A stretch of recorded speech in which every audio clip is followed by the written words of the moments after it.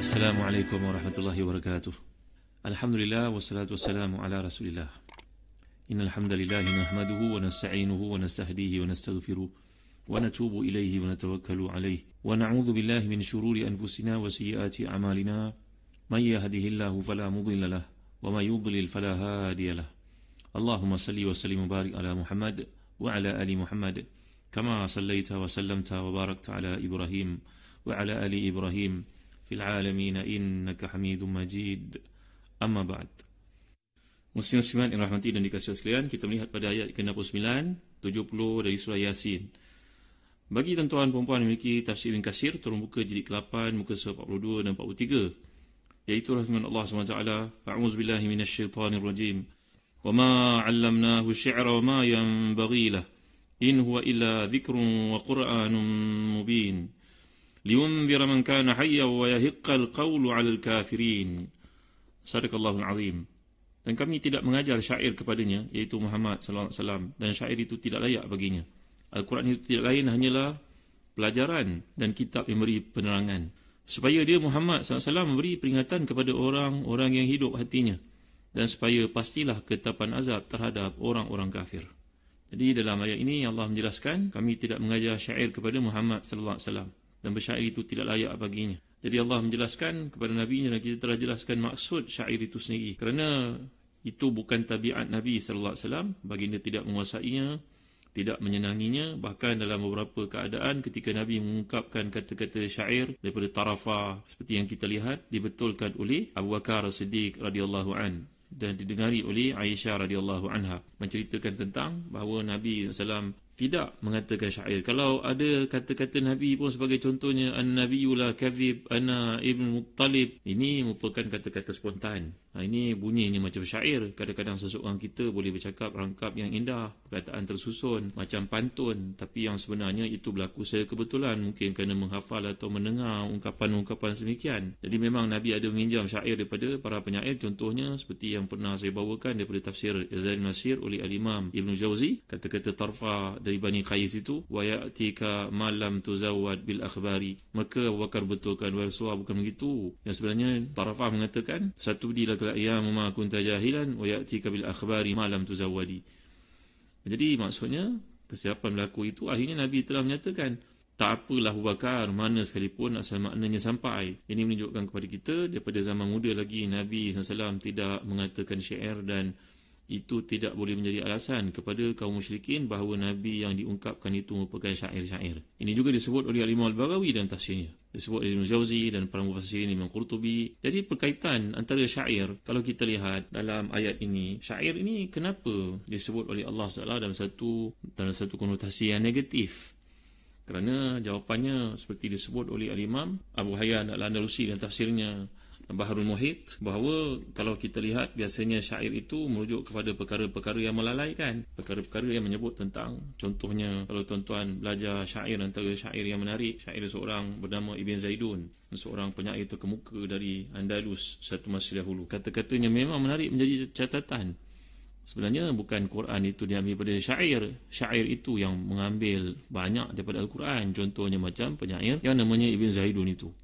Adhat tanai badilan min tadanina wa naba antibil qiyana tajafina ala waqad hana sughul bayni sabbahana faqama bina lil haynina ina, sampailah kepada in kana kad azza fid dunya liqa'u bikum fa fi mawqifil hashin alqakum wa talquna ya jannatal khuldi abdina bi sidratiha wal kautsaril azbi zaquman wa ghislina. Kata-kata ni cantik tuan-tuan, tapi diambil daripada Quran, bukan Quran mengambil daripada syair. Kerana kata-kata ni merupakan kata-kata pujian terhadap perempuan yang diminati oleh Ibn Zaidun ini, kata-kata yang merujuk kepada percintaan. Jadi apabila kita melihat perbezaan yang ada di antara bait-bait syair, kebanyakan yang membawa kepada perkara yang lalai, dan telah saya bawakan pada hujung surah Syu'ara, wa syu'ara'u yattabi'uhumul ghawun alam tara annahum fi kulli wadin yahimun wa annahum yaquluna ma la yaf'alun. Kebanyakan daripada mereka yang berada dalam bidang kesenian ni kadang-kadang lalai, kadang-kadang berada pada usia senja pun masih lagi teringat hiburan. Kerana kalau kita perhatikan syair ini, perbezaannya dengan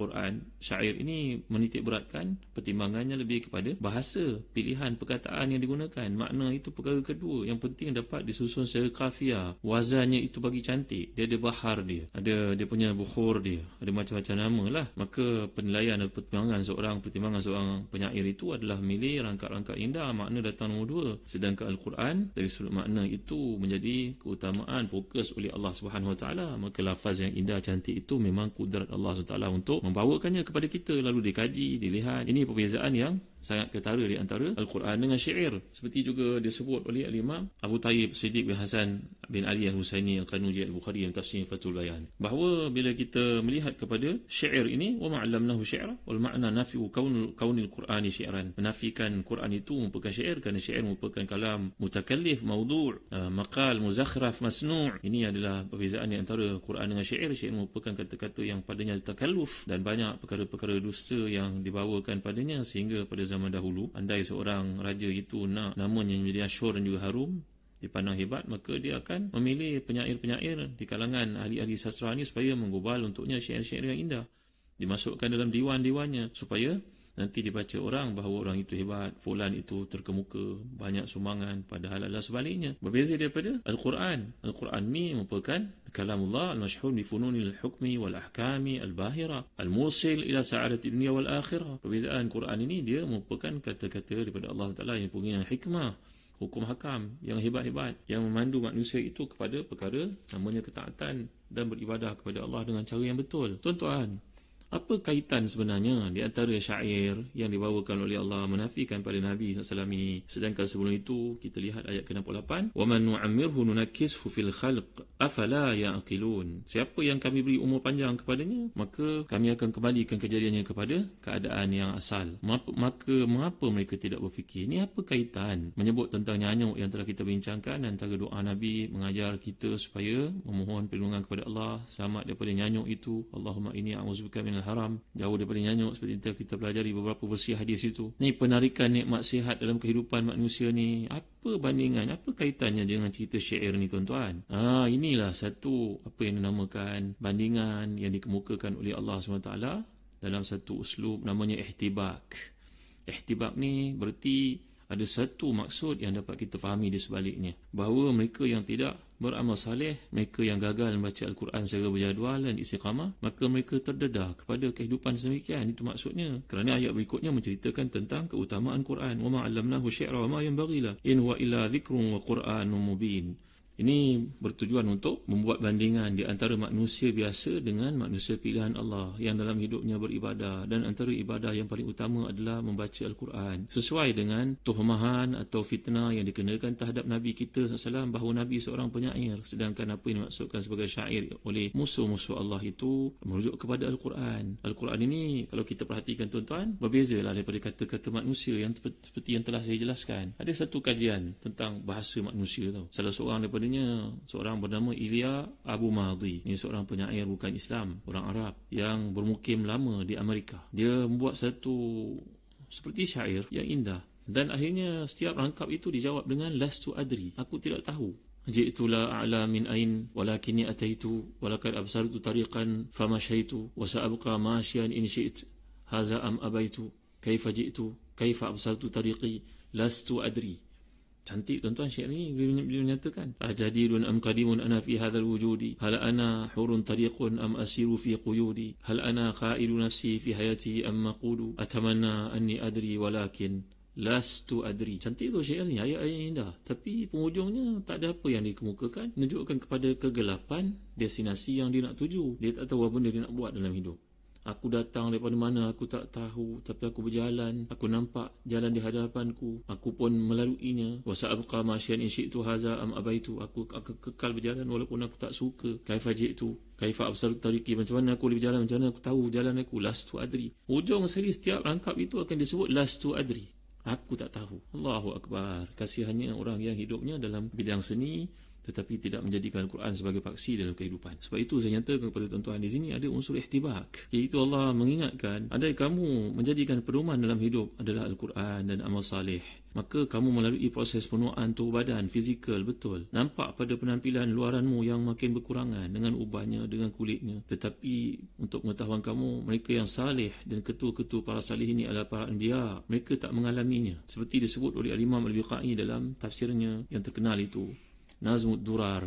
Beliau berkata, kalau kamu perhatikan perbezaan di antara orang yang saleh dan ketua para saleh ini adalah para anbiya alaihi wasallam, dan ketua para anbiya itu pula Nabi Muhammad sallallahu alaihi wasallam. Tengok Nabi sebagai contohnya, bila baginda berjalan, para sahabat yang berada bersama dengannya, mereka itu terpaksa fayakunu juhduhum an yudriku misyatahu. Bagaimana para sahabat ini kalau berjalan, mereka terpaksa bersungguh-sungguh untuk mengikuti Nabi SAW itu, mencurah tenaga untuk mengejarnya. Begitu juga warid dalam hadis yang banyak menunjukkan bahawa Nabi pernah mengalahkan seorang sahabat yang kuat. Asalnya dia musyrik, namanya Rukanah. Hadis ini merupakan hadis sahih, seperti ditajikan para muhaqqiqin, antaranya Imam Tirmizi dalam sunannya, bahawa Nabi berlawan dengan Rukanah. Ini kita sibuk menengok wrestling sebagai contohnya, ataupun apa-apa aktiviti sukan yang sedemikian. Hukum menumbuk muka ni hukumnya haram, tuan-tuan dimulai Allah sekalian. Apa juga sukan yang menyebabkan muka itu dipukul, itu tidak dibenarkan dalam syarak. Tapi bila kita menceritakan tentang kuatan Nabi pada zaman itu, ada seorang bernama Rukanah ini radhiyallahu anhu akhirnya masuk Islam. Beliau telah mencabar Nabi, wahai Rasulullah, wahai Muhammad, kalau engkau lawan dengan aku, engkau menang, aku masuk Islam. 3 kali dia terlentang, tuan-tuan. Tuan-tuan tahu tak kisah Nabi kita SAW? Kisah-kisah yang beri motivasi kepada anak-anak sebagai contohnya, jangan jadi hamba ataupun mangsa buli orang lain. Bahawa Nabi SAW ini sara'a Rukanah 3 maratin, iddata maratin, beberapa kali ada riwayat mengatakan, sehingga Rukanah ini terlentang, sehingga mukanya menghadap ke langit, dan dia berkata, tak pernahlah aku terhina seperti hari ini, wahai Muhammad. Maka bidangan kambing sebanyak 100 ekor yang menjadi cagarannya itu diberikan kepada Nabi. Ini berjudi namanya. Nabi tidak terima. Nabi menerima pemberian itu, Nabi kembalikan balik padanya. Maka Rukanah masuk Islam. Kuatnya Nabi kita SAW. Ini kita cerita kaitan di antara umur yang diberikan oleh Allah menyebabkan seorang itu menjadi lemah, termasuk ingatannya, seperti dicerita oleh Dr. Latif Nabulsi, termasuk ahli farmasi, seorang sahabat baiknya yang dikenali di Amerika itu, keluar dari rumah kemudian tak jumpa jalan, tak tahu jalan pulang, lupa, ditiba penyakit nyanyuk itu. Tetapi dalam ayat ini bila menceritakan umur nyanyuk, kemudian dikaitkan dengan syair. Kenapakah begitu? Kerana yang kita faham ihtibak yang terdapat di sini, ataupun satu lagi perkaranya, namanya uslub hakim. Tuan-tuan tahu tak maksud uslub hakim? Ini satu pendekatan dalam bahasa Arab, akan saya jelaskan kepada tuan-tuan. Tapi Nabi SAW dalam konteks ini seorang yang sihat, dan para anbiya alaihi wasallam merupakan golongan yang sihat sampai ke hari tua, dan bahkan sampai ke mati mereka, ke wafat mereka. Ada juga riwayat yang menunjukkan bahawa Nabi SAW mendatangi ke semua isterinya pada satu malam. Mana mungkin seorang lelaki melakukan demikian? Maknanya mengadakan perhubungan suami isteri itu dengan 9 orang perempuan isterinya pada satu malam. Kekuatan yang ada pada Rasulullah SAW. Tadi kita cerita tentang kekuatan Nabi ketika berjalan, menyebabkan para sahabat terkejar-kejar, seumpama Nabi menuruni bukit. Dan Nabi pun pernah mengalahkan Rukanah, ahli gusti pada zaman baginda SAW. Dan baginda juga, seperti yang disebut dalam hadis ini, baginda mendatangi para isteri ke 9 orang pada satu malam. Mustahil lakukan oleh mana-mana manusia. Demikian juga kalau kita baca kisah Nabi-Nabi yang lain. Contohnya Nabi Musa AS yang warid dalam hadis sahih, menampar malaikat datang yang ditugaskan untuk memberitahu nyawanya, ajalnya sudah sampai. Ditampar yang malaikat itu sampai terkeluar matanya dari soketnya, tuan-tuan. Contoh-contoh ini menunjukkan kepada kita bahawa para anbiya alaihi wasallam dalam berkaitan synchronization, tanasub yang sangat luar biasa, keserasian yang sangat luar biasa. Lamsah bayaniyah yang dapat kita lihat dalam konteks ayat ini, kehebatan penggunaan uslub Quran, dan juga dibawakan kisah-kisah ini berselang-seli. Ia bukannya melompat satu tajuk kepada yang lain tanpa ada berkaitan. Kata Imam Al-Biqai dan tafsirnya Nazmud Durar, sebenarnya ada satu berkaitan yang kita nak pelajari di situ. Ayuh, kita akan lihat perkara ini lebih lanjut dalam kuliah akan datang. Mempelajari Al-Quran berarti kita sedang menghadiri satu makdubah, satu hidangan daripada Allah SWT. Hidangan yang dipenuhi dengan aneka pilihan makanan yang enak. Ia akan beri kesegaran kepada jiwa dan juga rohaniah kita. Wallahu alam, wa sallallahu ala sayyidina Muhammad wa ala alihi wa sahbihi wa baraka wa sallam. Walhamdulillahi rabbil alamin. Wa barakallahu fikum. Wassalamu alaikum warahmatullahi wabarakatuh.